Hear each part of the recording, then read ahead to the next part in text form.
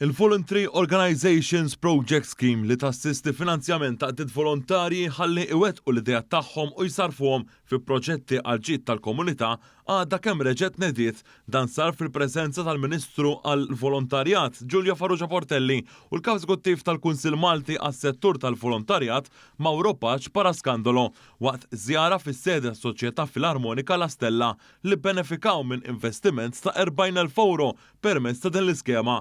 Permezz tal-finanzjament, is-soċjetà se tagħmel qatt ta' tibdil u rinnovar fil-binja tagħha. Permezz tagħhom mhux biss irrestawrajna l-infrastruttura kbira tal-każin u tat-Teatru Astra, però permezz ta' dal-investiment kemm fil-faċilitajiet tat-Teatru Astra u f'din is-sala li qegħdin ġo fiha dal-investiment se jħalli legat li permezz tiegħu il-ħidma tas-soċjetà f'termini tat-teatru u fit-tajjim tal-mużika u fil-banda għandha futur isbaħ. Il-Ministru spjegat kif il-proġetti eleġibbli għall-iskema jistgħu jkunu mill-oqsma kollha tal-volontarjat bħall-ambjent sostenibbli, l-arti, il-mużika, l-isport, l-edukazzjoni, il-kultura, id-drittijiet ċivili u l-qasam taż-żgħażagħ. Iħabbret ukoll din is-sena bħas-sena l-oħra parti mill-fondi se jkunu iddedikati għat-tisjieħ tal-inklużjoni relatat mas-saħħa u d-diżabilità biex jgħinu ħalli jkollna komunità aktar inklusiva.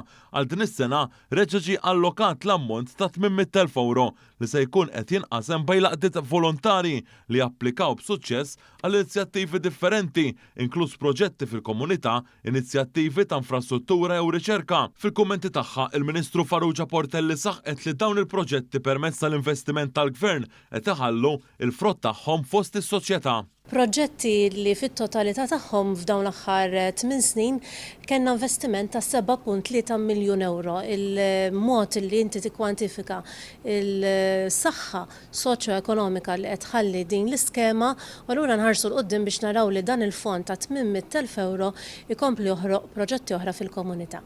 Waqt li kienet fil-Gżira Awċija, il-Ministru akkumpanjata mit-tmexxija tal-Kunsill Malti għas-settur tal-volontarjat żaret ukoll diversi għaqdiet volontarji oħrajn li gawdew minn din l-iskema. L-applikazzjonijiet tal-iskema ġdida bdew jintlaqgħu mill-erba' u jistgħu jiddaħħlu sa nofsinhar tas-16 Ottubru permezz tas-sit elettroniku viewfunding.org.mt.